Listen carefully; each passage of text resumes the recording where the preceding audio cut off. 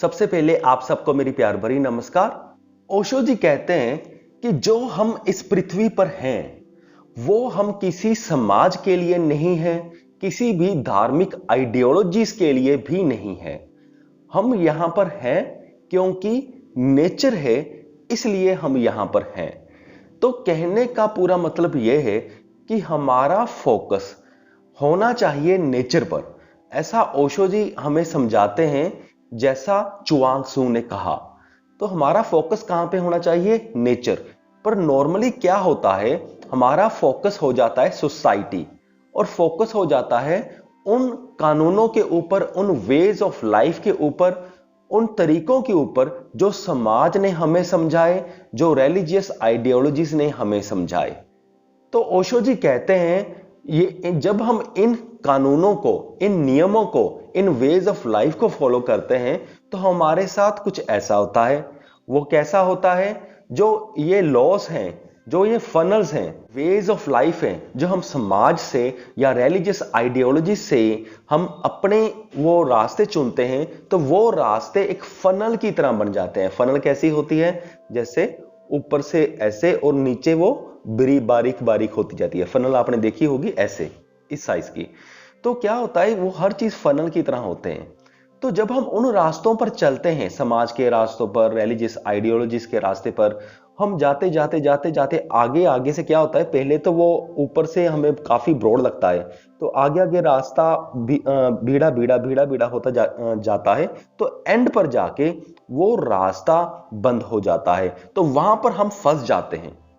तो फनल की एग्जांपल इसलिए दी ताकि आपको यह क्लैरिटी मिल जाए कि एक्चुअल में होता क्या है। जब हम समाज या धार्मिक आइडियोलॉजीज की नियमों को फॉलो करते हैं तो हमारी लाइफ ऐसे ही जाते जाते जाते जाते जाते जाते एंड पे बिल्कुल ऐसे फंस जाती है।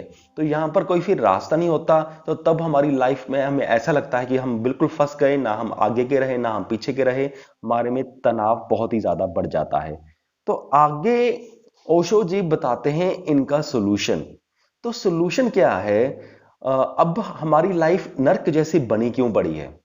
अब हमें इतना तनाव, इतना स्ट्रेस, हमें इतना बुरा महसूस होता ही क्यों है? क्योंकि हम वैसे ही फनल में समाज के नियमों को मान मान करके, आसपास से जो आइडियोलॉजीज ग्रहण करी उनको मान मान करके, पहले रास्ता जो हमें ब्रॉड दिखता था वो धीरे धीरे धीरे धीरे धीरे धीरे ऐसे रुक गया है। तो यहां पर हम फंसे पड़े हैं। तो अब हमें करना क्या है? हमें बैक जाना है।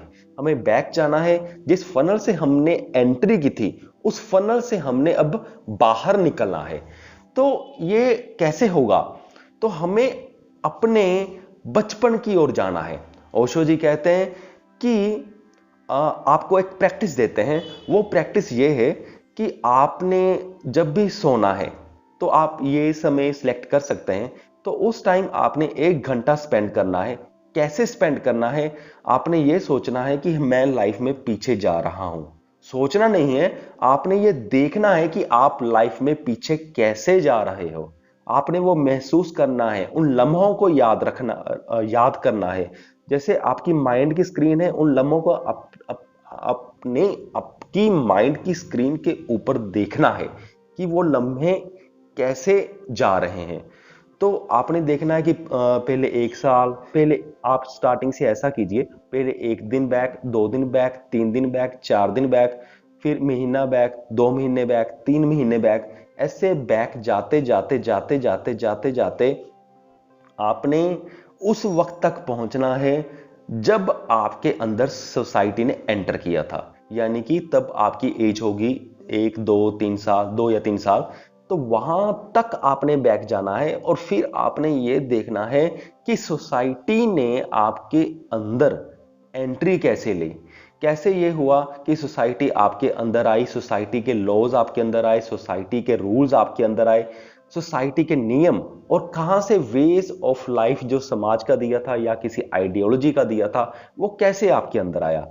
और जब आप इन चीजों को देख पाओगे तो तब आप धीरे धीरे उस फनल से बाहर जाना भी शुरू हो जाओगे। जिस फनल में आप फंसे थे फिर आप उस फनल से मूव बैक करते करते करते करते बैक आ जाओगे। और जब आप पूरी तरह से बैक आ गए और जब आपको पता चल गया कहां से सोसाइटी एंटर की थी, तो अचानक से आप इन सब चीजों से मुक्त हो जाओगे और फिर आप क्लोज टू नेचर आ जाओगे।